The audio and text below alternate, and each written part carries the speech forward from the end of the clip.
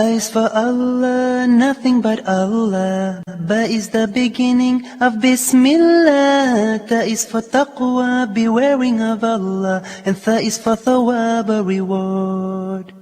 Ja is for Jannah, the garden of paradise. Ha is for Hajj, the blessed pilgrimage. Kha is for Khatam, the seal of the prophethood given to the Prophet Muhammad sallallahu alayhi wa sallam. Assalamu alaikum wa rahmatullahi wa barakatuh. Welcome to our program Learn Arabic. Today is one of the most important episodes in which we will discuss one of the most important difficult alphabets in Arabic. It's Ha. And as everyone knows, especially those who are very interested in Arabic language, Ha today, well, Ha generally is considered as an important and also very distinctive alphabet in Arabic.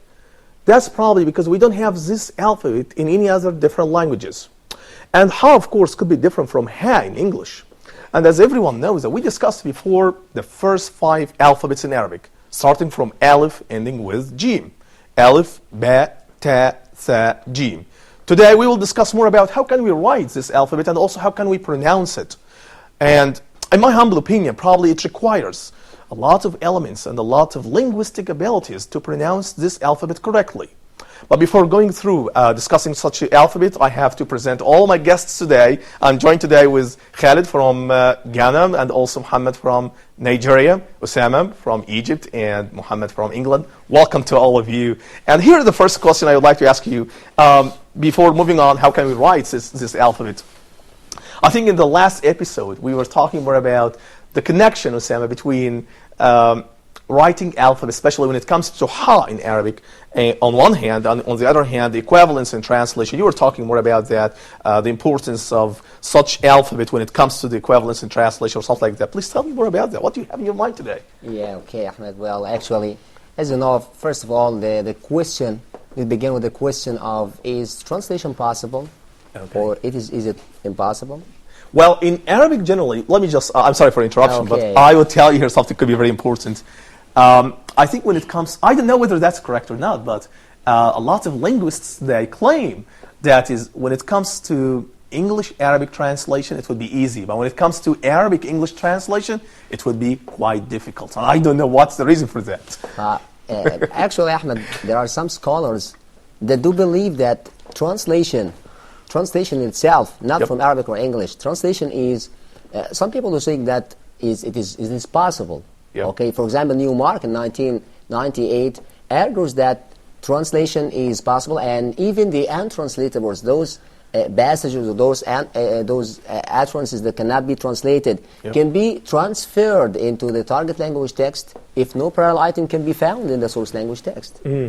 And hence, every variety of meaning in the source language text can be translated directly or indirectly into the target language. So that means that we can find also the implicit meaning and the explicit meaning. The levels of meaning that can be found in English could be also found in Arabic. That's your point. Yeah. Okay. And on the other hand, also, we have other scholars like Virginia Woolf, like Quine, and von Humboldt, who argue that translation is ultimately impossible.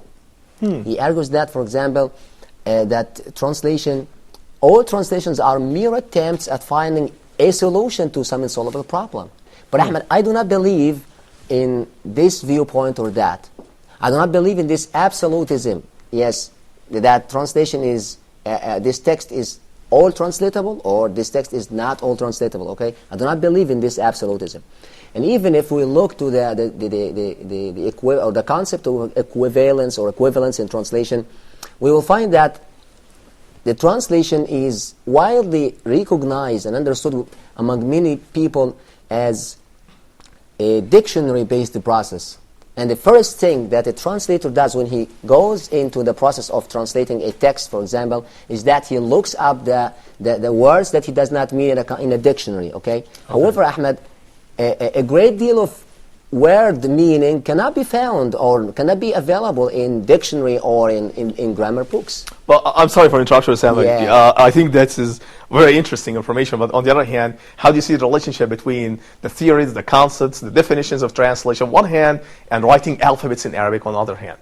I mean, is there a connection between both? I think that here in the letter Ha, I think that this this letter cannot be found in any language. Oh, I see. And that is see, why that's right. we, for example, in writing the names of the Arabic origin, we tend to a strategy in translation which is called transcription or transliteration. Exactly. Or what may be called here in Arabic Arabization or Arabicization. Does that mean that there is a difference between Arabization on one hand and transcription or transliteration on the other hand, or they are both the same boat? No, I think they are both. They're just names and terms, okay, Ahmed? Okay. And I think that translation also, or the Arabic language, do have a wealth of vocabulary that does not exist in any language, okay? For example, we have the verb adala, which may be translated in Arabic into English as he did justice, or dhalama, he did injustice. And even Ahmed, we have also the literary devices. You know the pun, and we all here know pun. What is pun? A pun in English is the humorous use of a word that has many meanings. Yep. Okay? We have in Arabic, we have in English this pun, okay? But for example, we have in the common example for pun in Arabic is the lion that the poet of Nile, Hafiz Ibrahim, has rebuked the prince of poets, Ahmed Shawi. Yep. He says to him, يقولون إن الشوق نار ولوعة فما بال شوقي أصبح باردا. Well, this is my first time. They say that longing for the beloved is like a fire and anguish, okay? And so why Shawki has then become so cool? Right. Okay, and Ahmed Hafiz Ibrahim recounts or counts him. You're talking about Ahmed Shawqi, the well-known Egyptian poet. Yeah, okay. This is Hafiz Ibrahim, okay, recounts or counts saying, إذا أودعت الكلب والإنسان أمانة خان الإنسان والكلب حافظ. If you entrust or if you trust a man and a dog on a secret, the man is the betrayal and the dog is the keeper. So here, my point here is about Shawqi. In Arabic here on this, in the first example, and in Hafiz in the second example, it has two meanings. Okay. We do not have a word in English that, a single word that has two meanings at the same time. Okay, so here, something of the translation is being to be lost. That means, Osama, I don't want to interrupt your utterances now, but that means actually that we can find the significance of writing and pronouncing the letter perfectly. Probably it could confuse a lot of readers if you pronounce it in another different way. I would just get back again to you, Osama, but let me just move on to Muhammad. Muhammad, I know that you are bilingual also, and you speak Arabic, Urdu, and English. Before moving on and explain more about ha, do you have something like that in Urdu? Yeah, as you both said that ha is only in Arabic, but we also have in Urdu as well. Yep. But it's not probably it's just slightly different pronunciation. It's not ha, it's slightly ha or something like this. Okay.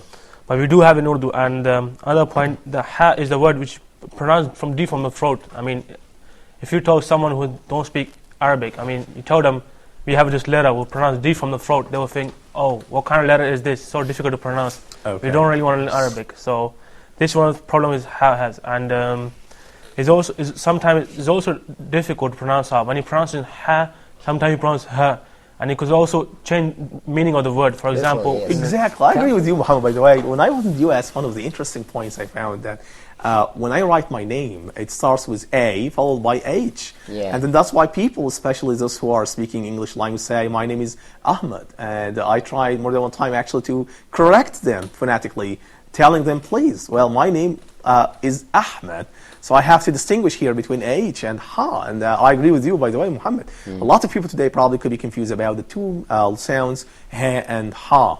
And yes, Osama, you have a comment or something like that. No, I think that even this in the Arabic here, the Arabic or Arabic girls or Arabic kids, for example, children, also do have problems in pronouncing this letter. Okay, when I learn my little brother say this is aynab, grapes. Okay, which means in English grapes. Grapes. Okay. Yeah. Okay. He says it is hinab. Okay, so so there is here. They make a mixture between between a and ha. Yeah, because they are. Yeah, he find it is difficult to have his vocal cords contact to each other. Is that because both of them are emphatic sounds in Arabic? Emphatic sounds, yeah. That's Okay. That's really okay. Well, that's very interesting, actually, to know something like that, to find the mixing sounds between the ah and the ha. Yeah. I think that's very important, again, here to mention something, which is when it comes to how can we describe ha, I think, let's move on here to the slides. And it says, the letter ha represents a sound that is pronounced deep in the throat. Yeah. I think that that's very interesting to say something like that this sound is pronounced deep in the throat. That means, yeah. You also need some, in Arabic, when you pronounce a word like ha and ayn, you need some kind of face expression which directs your sound and your voice out, so it sound exactly the same. Exactly. You cannot, change the face expression, which could affect your sound, and you could pronounce the word actually wrong. Right. And that could change the meaning. Exactly. You don't have that in English. For example, in English, you could say, some people say happy or happy or something like that. But we will know the meaning. Happy means happy. But if you say in Arabic ha, we change a totally different meaning. Yeah. Exactly. I agree with you, and that's why the linguists today describe ha as a very important phoneme in Arabic phonetic system. Anyway, let me just move on here to the slides, and it continues saying it has no equivalent in English. That's very important to know. Do you still remember when we were discussing more about ba and ta and tha? Yeah. And we said before that probably you can find ba, you can find tha, you can find ta. You can find a lot of equivalent sounds that probably can be found in English and in Arabic also. But on the other hand, we can find also some Arabic alphabets that probably may not be found in any other languages. Among them, and the top of them, actually is ha. Yeah. So in pronouncing this sound, we should exert more muscle efforts as it is an emphatic sound. I think that that's very important. If you just ask me, can you count how many emphatic sounds do we have in Arabic? I would say we have ha, ta, ha, and dha. We have a lot, actually. But I think that is one of the important features that can be found, especially when it comes to the emphatic sounds, is that, as Muhammad said now, that we have, for example, that the back of the tongue is getting back, and also we have the lowering, probably, of the middle of the tongue, and at the same time, we have construction of the muscles, especially when it comes to the muscles of the pharynx. So I would repeat the sound again. Please follow me. Here is it. Ha. Ha. Can you see that? Right. So I would say it once again. Ha. Here we go. Right. Yeah. Okay. Now, and as we used to do here, is that pronouncing the letter ha when it comes to the phonetic level and how can we pronounce it. Here is the first thing that I have to explain, which is the voicing status, which is actually voiceless. This sound probably shares some features with h, which is ha in English, as it is voiceless. So that means, as we know, that if we have voiceless sound, that means that there is no vibration at all when it comes to the vocal flaps here in this part. Can you see that? Here is that. So the airstream, once again, is coming out from the lungs, and it's coming up actually in the direction of the pharynx. And what we have here is the airstream is passing through the vocal flaps. We don't have any kind of vibration, and that's why it's described as voiceless sound. So I can just, here's the point. If you'd like to check whether the sound is voiced or voiceless, it's a very simple way. Just put your hand here at your Adam's apple and pronounce the letter. Here is that. Ha. Can you see that? So I want to ask you a question. Do you have any kind of vibration here? No. Not at all. Right. And that's why I described it as. So if you pronounce it as a voiced sound, probably you are making a kind of another different sounds in Arabic. You are creating different sounds in Arabic. Pronouncing ha, not ha. Right, exactly. Here is the point. The second part here of pronouncing it is the place of articulation, and that's very important again because the airstream here is coming out here and through the pharynx and is going through here the oral cavity. And what we have here is that the airstream actually is released, of course, at the end from our oral cavity. But what's happening here, the airstream is coming through the two sides of the tongue. So that means it's described as palatal for that reason. That means that there is no clashing between the airstream, between the body of the tongue, or probably the alveolar ridge or the teeth or something like that. We don't have any kind of explosion as we have, for example, in English. We have ta and we have pa or something like that. We don't have that when it comes to ha. Then the sound is released completely from the oral cavity. So that means it's oral sound. I can't say that ha is a nasal sound. Of course, it's apparently actually. What we can find here, if the airstream is released from the nose, I can say, well, this is the nasal sound.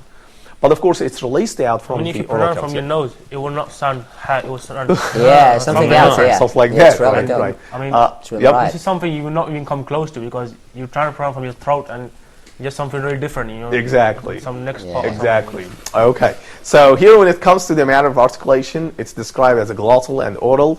So that means what we have here in this alphabet, actually the airstream, we have here construction of the muscles of the pharynx in this part of the organ speech system, and that's why we pronounce it with much more muscular efforts in order to produce that perfectly.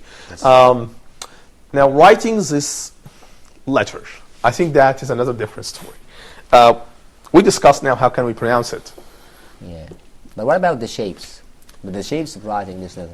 I think, Usama, this is a very interesting question. You're talking about the shapes of writing such alphabet, right? I think that is, do you remember when we were talking about ja and we were talking about tha, and we talked before about ja or jim in Arabic. Do you remember that we were making a kind of half circle or probably a tail, something like that? Probably could be very close to jim when it comes to ha. Yeah. Well, I think again, because he asked me a very interesting question, ja can be found in English. Jim. Yeah. The letter, I'm not talking about the letter, but I'm talking about the sound. sound, The sound yes. can be found in English, of course. But ha may not be found in English. Well, I'm sure that it's not found in English. I'm positive about that. Yeah. Okay. So, I think, yeah. What's the easiest way to write ha? Because I do find kind of difficulty to, you know, Yeah. draw it. It's kind of really difficult. Okay. difficult, yeah. Well, I think that is, we can take a lot of tips from reading such a slide. I think that can help us, Muhammad, through how can we write that.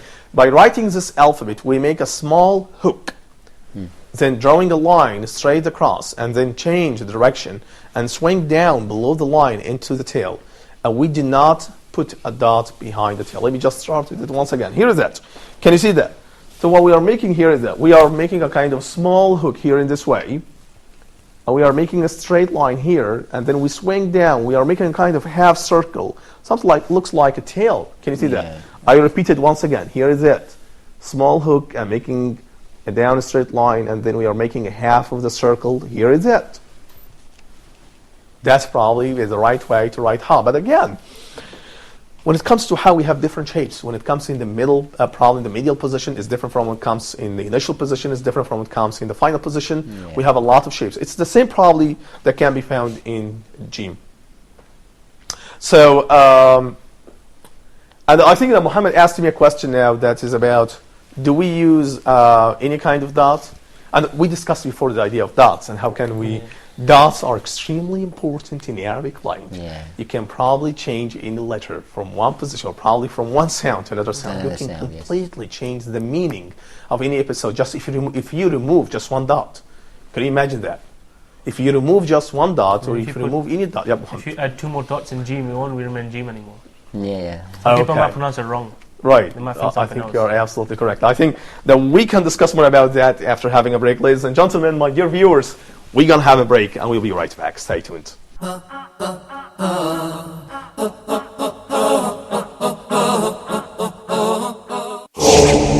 Hoda TV is inviting you to visit its website. You, your family and friends, everyone is welcome. A new look, top-level design and better technology. Now you are able to surf Hoda TV, new website, and read our articles, search our video archive and chat live on Hoda's forum. Vote, support our programs and give us your suggestions or criticisms. We welcome your thoughts as we strive to please all of you. Hoda, a light in every home.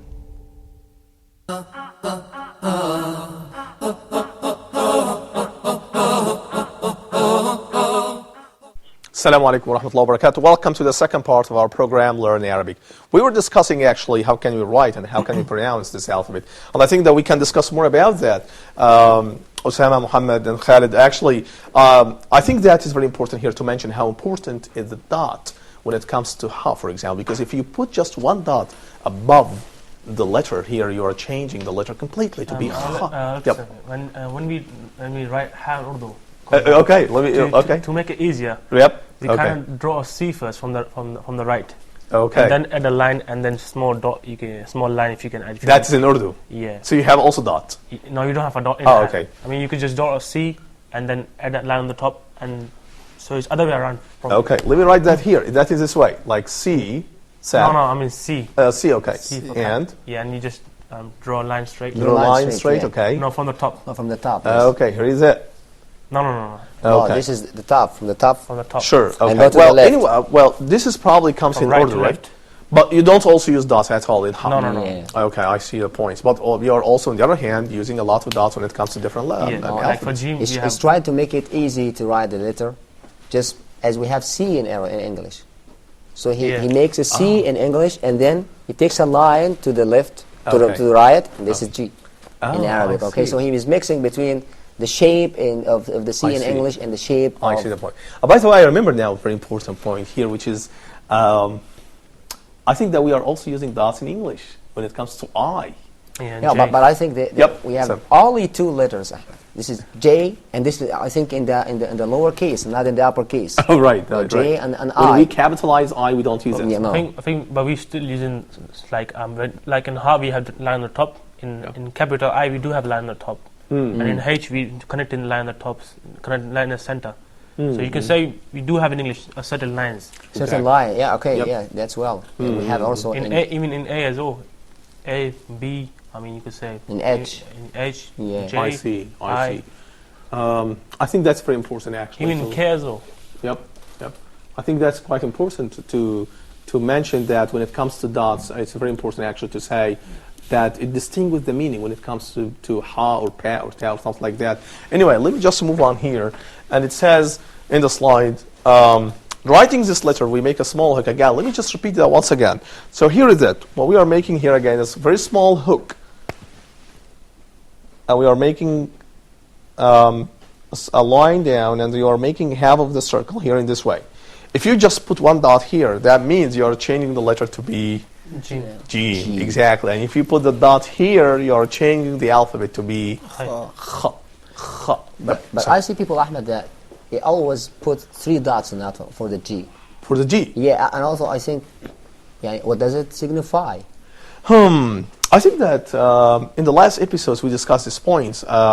I think that the standard rule for writing Ja when it comes to Jim, I think we are writing just one dot, but sometimes it can be written with 3 dots. I think they use it for design to make it, For design, probably. Maybe because Gene, the inside of Gene is very big, and they might think, oh, 1 dot doesn't look really nice. You might have to put 3 to design it, to maybe make more attractive. People might look at the attraction and say, oh, this is something new, but it's inside of the Gene anyway.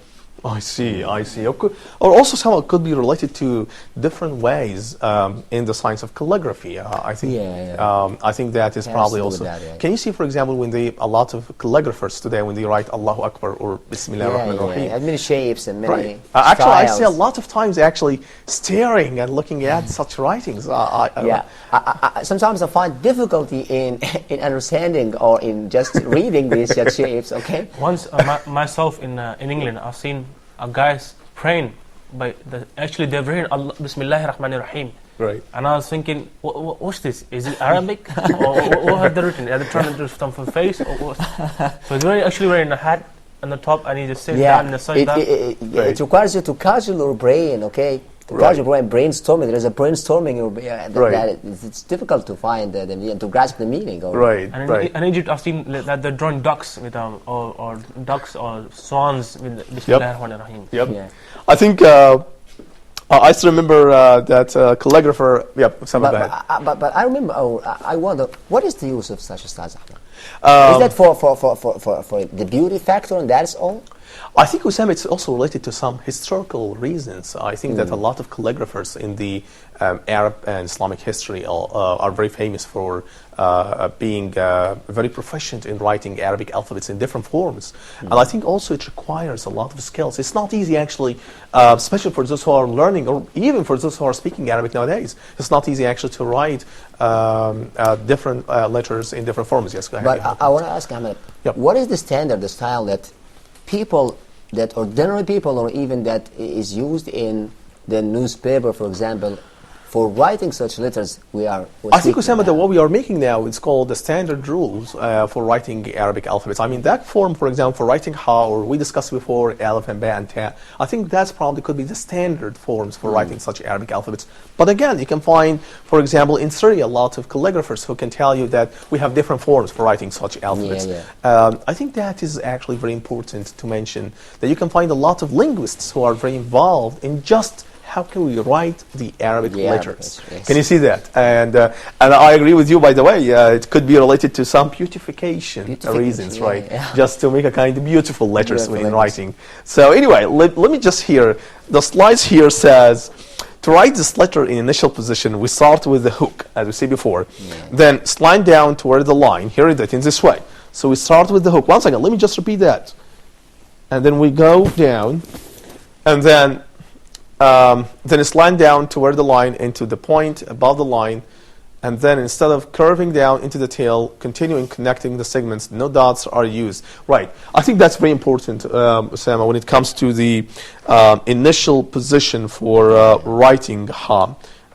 I can tell you here that is when it comes to the initial position, what we have here is that, like, for example, the word donkey, which means in Arabic humar, that means, let me just show that to you. Here is that when you write this word, can you see that? Here when it comes to initial position.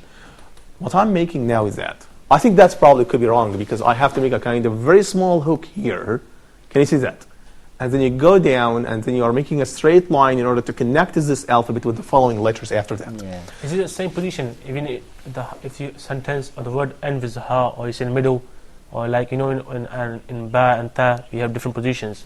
Is it the same case with the Ha, or is I think it's the same, probably could be the same. And that, by the way, that when it comes to Ha, for example, I think that it has a lot of features that could be very similar to Jim. I mean, when it comes to the initial position, for example, it should be connected with the following letters. When it comes to in the middle position, also it could be connecting. When it comes to in the final position, you can also find a lot of words that probably could be disconnected, sometimes connected. My dear viewers, I think that we can discover more about the letter Ha, and we can discover more about the secrets of Arabic alphabets. I think that my advice to you just to practice and to follow me up in the following episodes. This is probably the final point for discussion. If you have, please, if you have any comment or any suggestion, send me email to brave, BRAVE 107 @yahoo.com. Assalamu alaikum wa rahmatullahi wa barakatuh. A is for Allah, nothing but Allah. Ba is the beginning of Bismillah. Ta is for taqwa, bewaring of Allah. And Tha is for thawab, a reward. Ja is for Jannah, the garden of paradise. Ha is for Hajj, the blessed pilgrimage. Kha is for Khatam, the seal of the prophethood given to the Prophet Muhammad sallallahu alayhi wa sallam.